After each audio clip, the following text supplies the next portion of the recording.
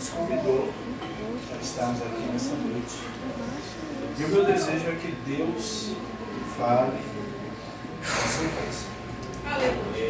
Eu sei que Deus fala. E o método de Deus falar ao nosso coração não mudou.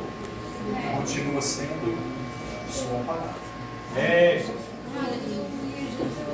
Diz em seu texto, verso 31: se eu testifico a respeito de mim mesmo, o meu testemunho não é verdadeiro.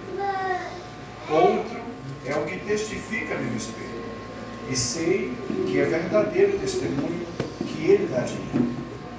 Mandaste mensageiros a João, e ele deu testemunho da verdade. Eu, porém, não aceito testemunho humano. Digo-vos, entretanto, essas coisas para que sejais salvos. Ele era a lâmpada que ardia e iluminava, e vós quiseste por um pouco de tempo alegrar-vos com a sua luz. Mas eu tenho maior testemunho do que o de João, porque as obras que o Pai me confiou para que eu realizasse, essas que eu faço, testemunham a meu respeito do que o Pai me enviou. O Pai que me enviou, esse mesmo é que tem dado testemunho de mim. Jamais tens ouvido sua voz, nem visto a sua forma. Também não tendes a sua palavra permanente em vós, porque não credes naquele a quem ele enviou. Examinai a Escritura, porque julgais dela ter a vida eterna, e são elas mesmo que testificam de mim. Contudo, não quereis vir a mim para teres a vida. Eu não aceito glória que vem dos homens. Sei, entretanto, que não tendes em vós o amor de Deus. Eu vim em nome do meu Pai, e não recebeis. Se outro vier em seu próprio nome, certamente o recebereis. Como podeis crer, vós, os que aceitais glórias uns dos outros, e contudo não procurais a glória que vem do Deus único? Não penseis que eu vos acusarei perante o Pai. Quem vos acusa é Moisés, a quem tendes firmado a vossa confiança. Porque se de fato cresces em Moisés, também crerias em mim, porquanto ele escreveu a meu respeito. Se, porém, não creres nos seus escritos, como crereis nas minhas palavras? Amém. Podem sentar. Aleluia.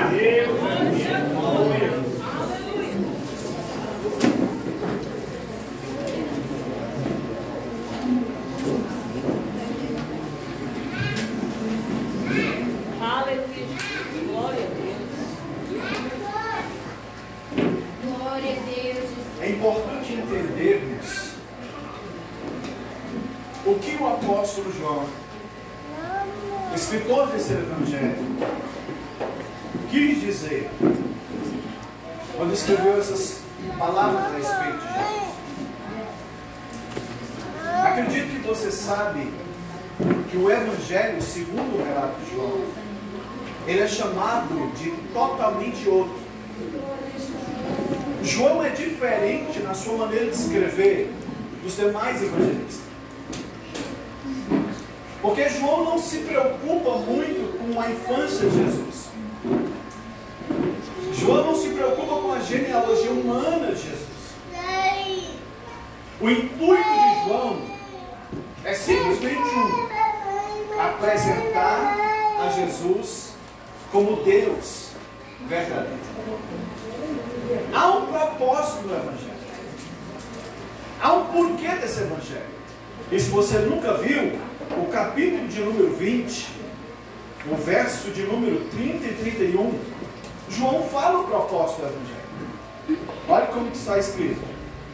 Na verdade, Jesus fez diante dos discípulos muitos outros sinais, que não estão escritos nesse livro. Estes, porém, foram registrados para que creiais que Jesus é o Cristo, o Filho de Deus, e que crendo tenhais vida em seu nome. Esse é o propósito do Evangelho de João. Apresentar a pessoa do Cristo como a figura do Deus encarnado. É por isso que João inicia o Evangelho mostrando-nos quem é Jesus. E ele inicia dizendo que no princípio era o Verbo. O Verbo estava com Deus. E quem é esse Verbo? Esse Verbo era Deus. Você perguntar se é um grego da época, o que quer dizer isso? A expressão que é traduzida por verbo, a palavra logos, o que quer dizer isso? Eles diziam, não, isso é uma palavra, uma razão que deu origem a tudo que há no mundo. E aí João vem com a explicação dizendo, sabe esse verbo que vocês dizem aí, que é o que criou todas as coisas, essa palavra? Eu quero dizer para vocês que ela tem um nome, e o nome dela é Jesus Cristo, o Criador de todas as coisas, e tudo foi feito por meio dele. Sem ele, nada do que foi feito se fez. Então, se João escreve o Evangelho para que quem lesse o Evangelho cresce quem é o Cristo, uma das expressões que nós mais vamos encontrar no Evangelho é o verbo crer. Porque quem lê esse Evangelho precisa crer.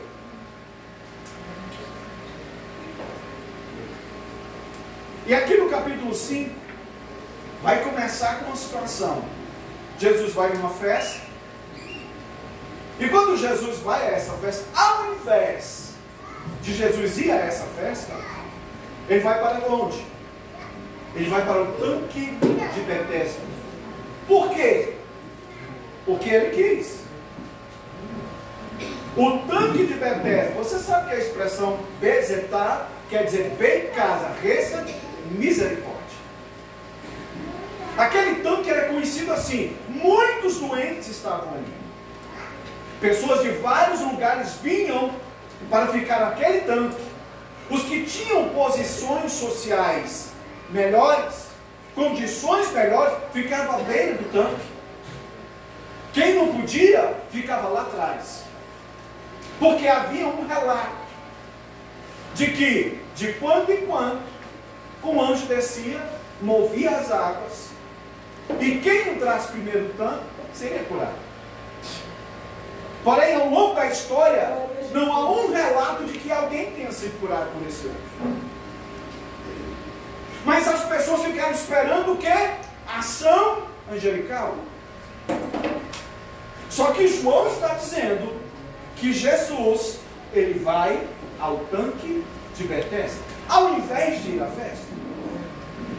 E quando Jesus chega naquela região, você vai perceber que João dá um detalhe. Ele diz que vendo-o Jesus.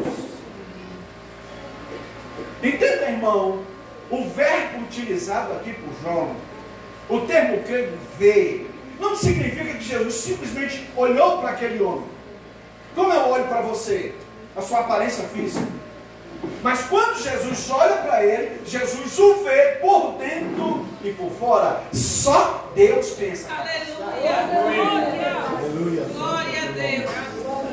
E quando Jesus vê aquele homem ali, Jesus sabia o tempo em que ele estava ali. Quanto tempo? 38 anos. Entenda uma coisa. Jesus, no seu ministério, segundo o relato de João, Jesus, quando morre, ele tinha aproximadamente 33 anos. O ministério de Jesus começa quando ele tem 30 anos, sua maior idade judaica. Então isso significa dizer que aquele homem estava lá antes mesmo de Jesus nascer. Ei, Deus nos conhece por dentro e por fora.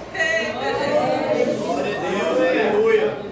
E se Jesus chegou justamente naquele dia, é porque já tinha a hora marcada. Entenda, havia milhares de pessoas que ficavam ali naquela região. E Jesus vai direto nele. E Jesus, como é? Você entendeu? Jesus vai direto nele. Aleluia. Graças a Deus. Aí Jesus chega para aquele homem e faz uma pergunta que parece até uma pergunta sem entendimento, porque quem estava ali queria ser curado. E aí Jesus pergunta para aquele homem: você quer ser curado? Aí ele pergunta: como? Você parece que não bate bem na ideia. Como? Olha a minha situação. Eu não tenho ninguém por mim. Toda vez que há um movimento, antes que eu consiga me mover, alguém já entrou lá. A pergunta de Jesus foi essa? Não, foi: queres ser curado? Enquanto ele não estava, ele estava dizendo: eu não tenho ninguém, o Deus Todo-Poderoso, Criador dos céus e da terra, veio aqui, entrou dentro de um ventre de uma mulher, nasceu, foi criado com 30 anos na maior idade judaica, agora começa o ministério e vai lá para ver aquele homem e dizer: eu não tenho ninguém. Quando você vê que não tem ninguém, você tem Deus por você. E talvez ele pensou que Jesus ia dar uma ajudinha jogando ele dentro da água. Jesus deu uma palavra de ordem. Aleluia. Dizendo aquele homem: o quê? Levanta, pega a tua cama e vai embora. E o relato de João diz que, irmão, quando Deus quer dar uma palavra, é imediatamente. Não é para amanhã, não é para depois. Não, é imediatamente.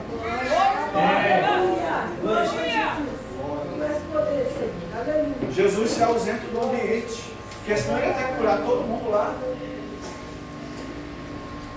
Aí o homem bota a máquina nas costas e começa a andar dentro daquele. O que você está fazendo aí, os fariseus?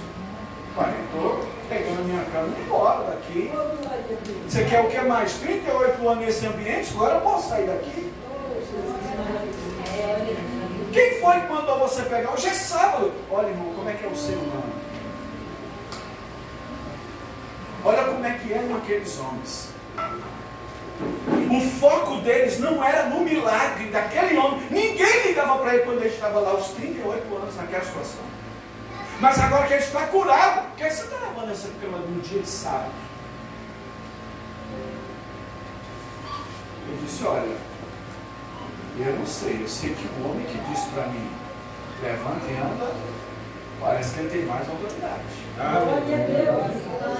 Mas hoje é sábado. Eu acho interessante que a expressão Shabbat, que é sábado, não tem nada a ver com dia semanal. Até mesmo porque o calendário gregoriano vem muito tempo depois, e os dias semanais muito tempo depois. Os judeus contavam dias como numerais: primeiro dia, segundo dia, terceiro dia, quarto dia, quinto dia, sexto dia, sétimo dia. Era assim que eles contavam. E a expressão Shabbat significa o quê? Descanso. Aquele era o dia de Deus, é descanso àquela alma que há 38 anos estava sofrendo.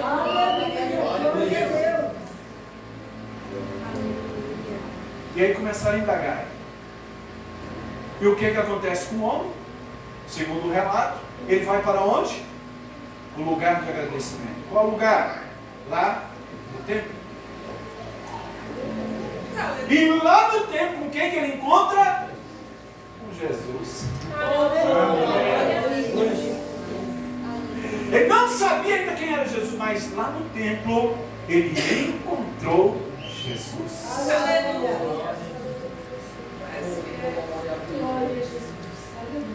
Quem sabe aquele que nessa noite não vai ter um encontro com Jesus. Meu Deus!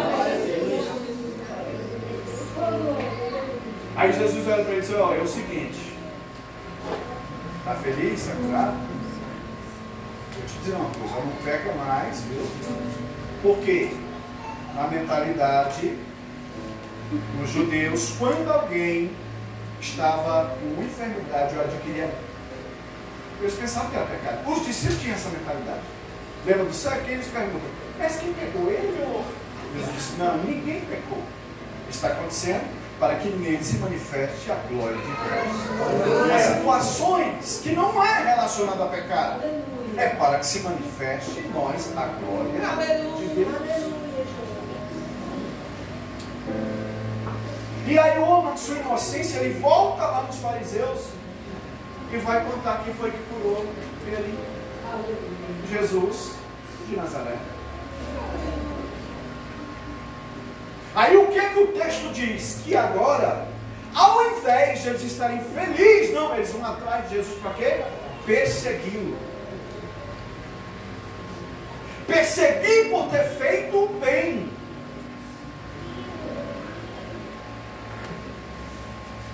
Aí Jesus vai começar a falar sobre o testemunho. Ei, vocês não estão percebendo, não? Vocês não estão entendendo o que está acontecendo? Vocês não estão vendo os sinais? Um dos primeiros testemunhos a respeito de que ele era o Cristo são o que João mais fala também no Evangelho: os semeiam, os sinais. É por isso que João coloca o relato do Evangelho, 7 sinais que marcam que ele era o Messias. A transformação de água em vinho, a cura de um filho de um oficial do rei, esse homem que é curado do tanto de Betesda, Jesus multiplicando pães e peixes para quase 5.000 pessoas, Jesus andando sobre as águas, a cura de um cego de nascença e o relato da ressurreição de Lázaro. 7 milagres encarreados. Você vai ver também João por 7 vezes usar a expressão eu sou. E você sabe que essa expressão eu sou, só quem poderia usar ela, quem era? O Eterno. Mas Jesus diz: eu sou o pão da vida, eu sou a luz do mundo, eu sou o caminho, a verdade, eu sou a porta, eu sou a videira, a verdade. Então, 7 vezes Jesus usa a expressão eu sou. Então esses são os sinais. Mas aqueles homens estão vendo os sinais e não percebem. Não percebe que quem está ali é Deus. Os sinais marcavam que ele era o Deus encarnado. Aleluia. Até mesmo os discípulos, irmão. Até mesmo os discípulos não entenderam os sinais. Você vai ver isso no relato de Marcos, do capítulo 4, a partir do verso 35. Jesus disse: atravessamos para o outro lado de lá. Aí eu disse: mas e para aquela região lá, não sei se fica doido, não, porque lá é Gadara, terra de gentio, judeu não anda lá, lá tem cemitério, lá tem porco. Não, isso eu não ouvi a história do homem que tem lá do outro lado. Jesus disse: atravessamos para o outro lado. Jesus não está nem preocupado com o que eles estão falando. Só que em meio à trajetória, está cansado de pregar, ele pregou muito tempo, Jesus dormiu. Enquanto Jesus dorme, o que acontece? No meio da trajetória, uma tempestade. Irmão, enquanto você estiver com Jesus, a tempestade vai vir, mas fica tranquilo, ele está no barco. Aí depois de fazer tudo o que eles achavam que era devido, o que eles dizem? Não tem jeito, chama ele. Pelo menos, se for para morrer afogado, ele vai morrer afogado junto com a gente. Quando chamaram Jesus, disseram a ele o quê? Mestre, tu não te importa que pereçamos? Olha a expressão que usaram para o mestre, irmão. Eu acho interessante que o texto diz: e Jesus se levantou. Aleluia. Tem coisa que faz ele se levantar. E quando Jesus se levantou, o que ele fez, irmão? O que ele fez? Ele deu ordem. Ele disse, vento, você já conversou com o velho? Vento, cala-te. Primeiro Jesus vai na causa, depois Jesus vai no efeito. Vento, cala-te. Irmã, fica quietinho, porque eu já parei. Primeiro causa, depois efeito. Meu Deus. Aí os discípulos estão perguntando, quem é esse? Que até o vento e o mar, olha a pergunta. Só que o escritor, que é Marcos, o que é que ele faz? Ele põe a pergunta e ele abre cenas. Aí ele abre uma cena de Jesus expulsando os demônios do Gadareno. Aí depois, em continuar, abre outra cena. Jesus curando uma mulher há 12 anos do fluxo de sangue. E depois diz Jesus ressuscitando a filha de Jairo. O que significa isso? Quem é esse? Olha os sinais. Esse é aquele que tem autoridade sobre os elementos da natureza. Quem é esse? Esse é aquele que expulsa todos os demônios. Quem é ele? É aquele que cura qualquer enfermidade. Quem é? É o que ressuscita a morte. Quem é ele? Ele é o Deus que haveria de encarnar.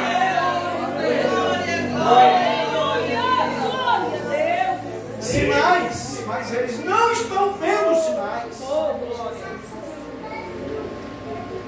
A ponto de Jesus chegar para ele e dizer, vem cá, vocês não estão crendo no meu testemunho? Então acredita pelas obras.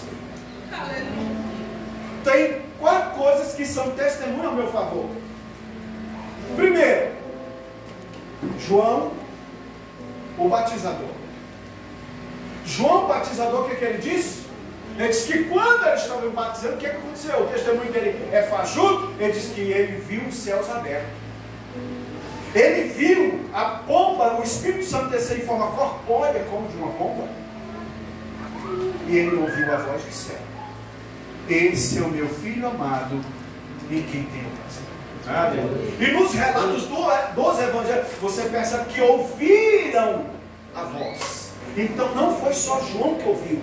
Quem estava ali ao redor ouviu aquela voz do céu. Pode não ter entendido.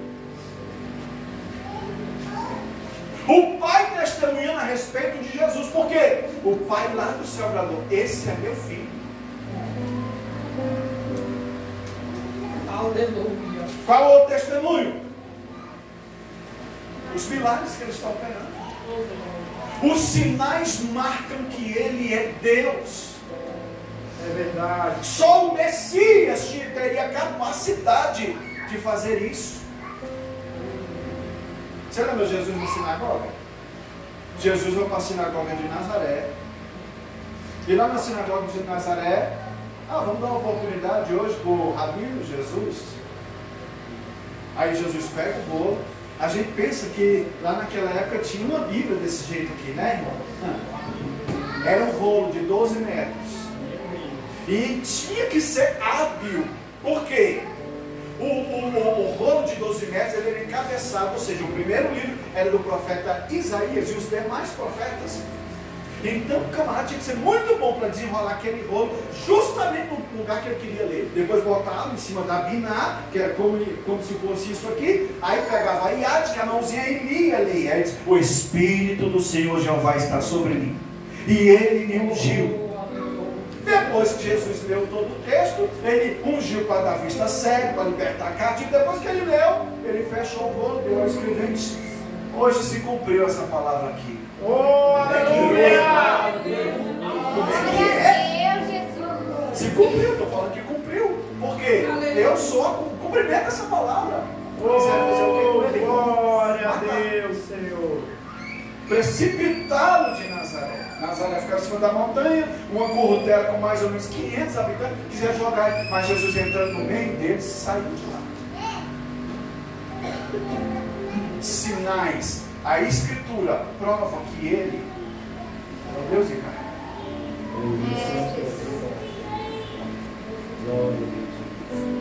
Então eles não estavam acreditando nisso. Aí Jesus usa a expressão e disse, olha, Examine as Escrituras. Elas testificam em meu favor. Sabe a expressão examinar aqui? Examinar não é ler. Examinar aqui é um trabalho profundo, profundo, buscar, perguntar. Fazer um exame profundo no texto para saber. E essa expressão, ela é usada quando eles diziam que era como se fosse um cão farejando, buscando aquilo que ele necessitava. A raiz da expressão examinar. Vocês examinam as Escrituras, veem os sinais, mas não estão acreditando que sou eu. Sabe o que vai acontecer com vocês? A própria Escritura, ela vai depor contra vocês. A própria Escritura que vocês examinam, é ela que vai depor contra vocês. É por isso que Jesus vai falar aqui no final: vocês não falam tanto a respeito de Moisés. E quando Jesus está falando a respeito de Moisés, ele não está se referindo à pessoa de Moshe. Ele está se referindo aos 5 primeiros livros da Torá, que era conhecido como que? A lei de Moisés.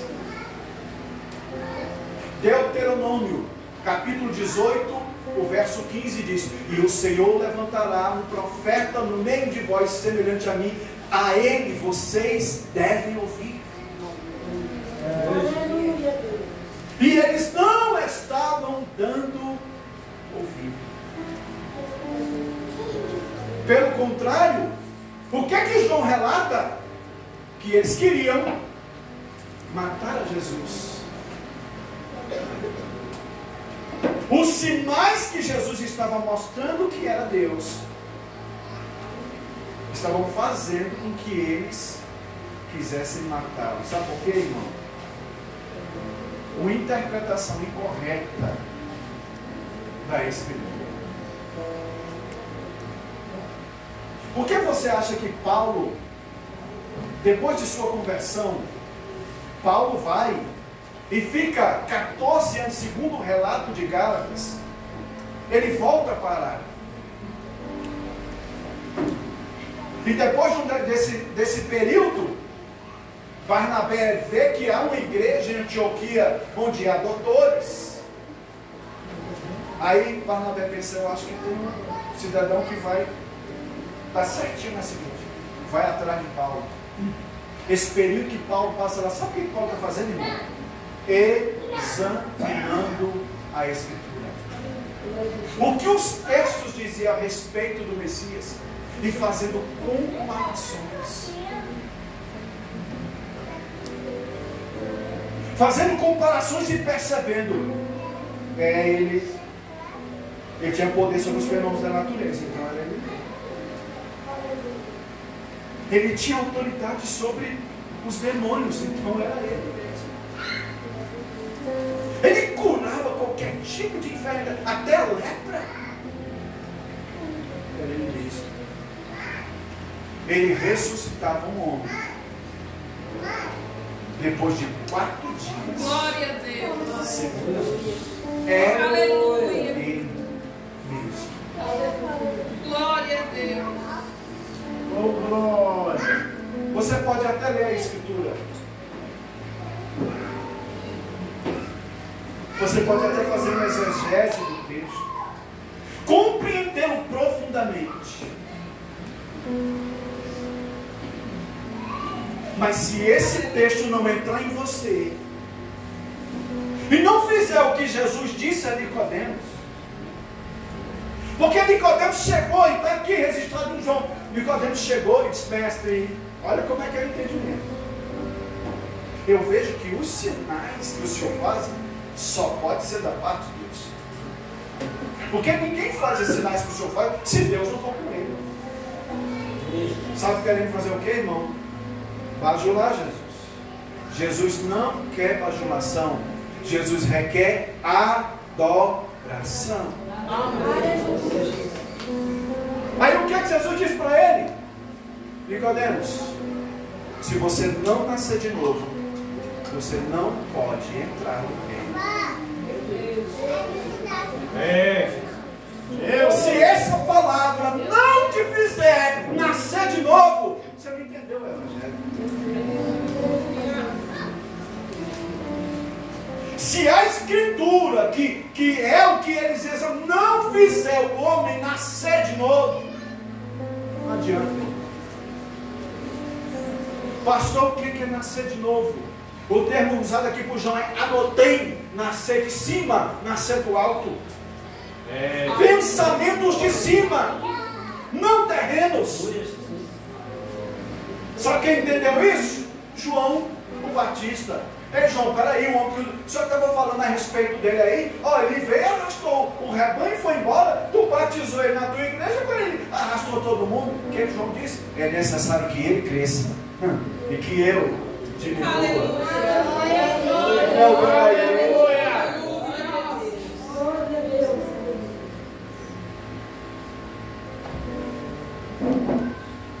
Se a gente não conseguir ler esse texto e ele penetrar no nosso coração, a ponto de nos confrontar e nos fazer nascer de novo, não tem como conhecer Jesus.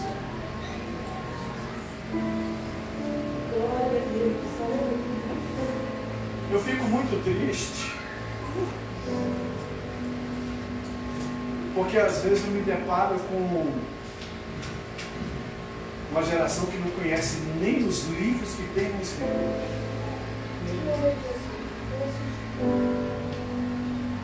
Jovens, adolescentes que não têm capacidade de defender aquilo que crê.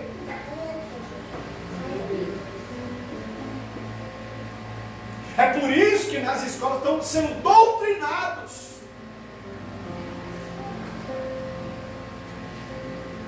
Eu tenho visto um estudo pela CNI que está acontecendo um grande fenômeno,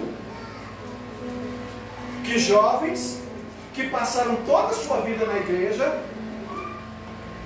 depois que começam a cursar um curso superior, principalmente se for em faculdades federais, estão abandonando a Cristo. Meu Deus! E alguns se tornando homossexuais. E sabe para quê? Para o candomblé.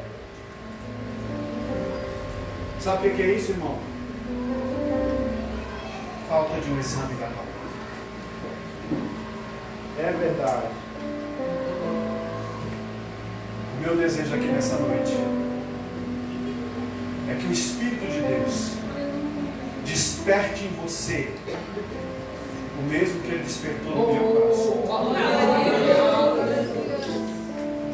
Ei, eu era uma pessoa perdida, drogado, usuário de droga, mas o Espírito de Deus, ele tem as suas maneiras de trabalhar. Uma das coisas que Deus começou a fazer comigo foi, quando eu fumava maconha, me dá uma grande vontade de ler a Bíblia. Oh, glória! E quando eu vi esse barulhinho aqui, a minha boca enchia de água, eu pensei, será que eu estou ficando doido? O que está acontecendo comigo? E cada vez que eu li esse livro, lia mais, e eu sentia mais vontade de aprender esse livro. E quando eu vim para Cristo, meu testemunho é longo, Deus me deu um grande desejo de aprender, estudar, examinar, para conhecer melhor, meu Deus, essa palavra. Aleluia! Não tem como você conhecer Jesus se você não conhece a palavra dele. Aleluia! Veja se o muçulmano não conhece o Alcorão capa a capa. Veja se os espíritas não conhecem o Evangelho segundo Allan Kardec capa a capa.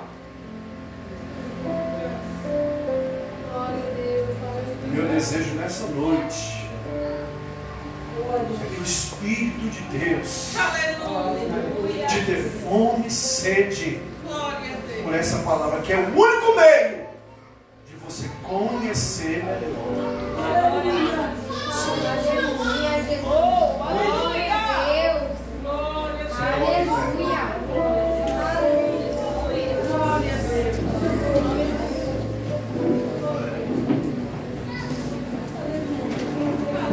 Glória a Deus, aleluia.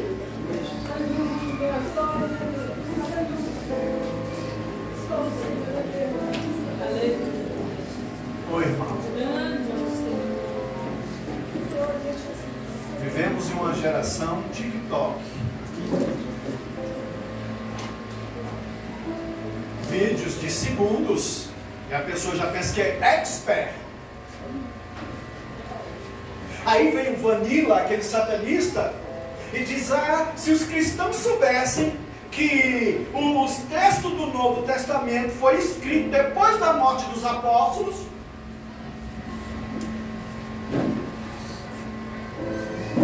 outro dia eu vi também até um professor de história que tem uns vídeos no YouTube que tem milhares de seguidores. Aí ele escrevendo: os textos do Novo Testamento, eles foram escritos depois da morte dos apóstolos, depois do ano 90. Aí eu escrevi embaixo lá: doutor, acho que o senhor não conhece o trabalho do Castentite. Castentite é um papirote que descobriu um papiro do tamanho do cartão de crédito do Magdalen College. E esse papiro ele deixou provado que nenhum dos textos do Novo Testamento é escrito depois do ano 50. Você já quebra a sua tese. Eu escrevi lá, mas não respondeu. Sabe o que é isso, irmão? Eu tenho que saber defender. Deus não precisa de mim para defender a Bíblia. A palavra dele perdura. Enquanto o mundo for mundo, não cairá nenhuma letrinha pequena dessa palavra. Porque Jesus, quando ele usa a expressão tio, ele está falando da expressão iod, uma pequena letra do alfabeto hebraico. É, Jesus. É verdade, Senhor. Não espero que você pule, sapateie e relampeie nessa noite. O meu desejo é que você amanhã diga: eu vou ler mais esse texto. Vou me especializar. Eu quero fazer um curso teológico. Eu quero aprender mais da palavra do meu Deus. Eu quero conhecer mais a Jesus.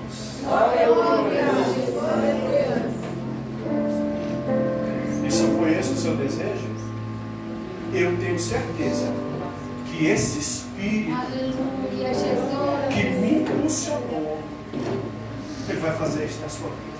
Glória a Deus, Jesus, eu creio. Oi, irmão.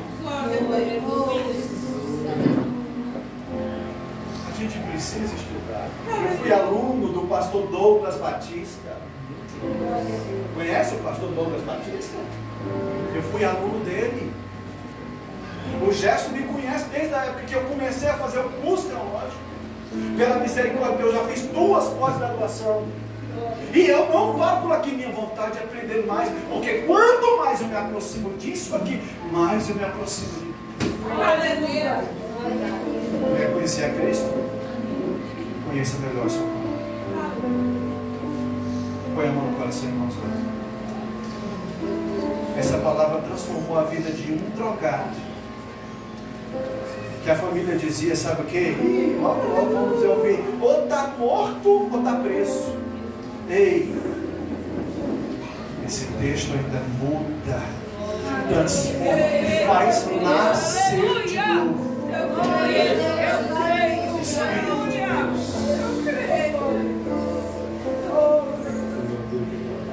Espírito de Deus. Oh, Jesus. Tu és o dono Aleluia. dessa palavra.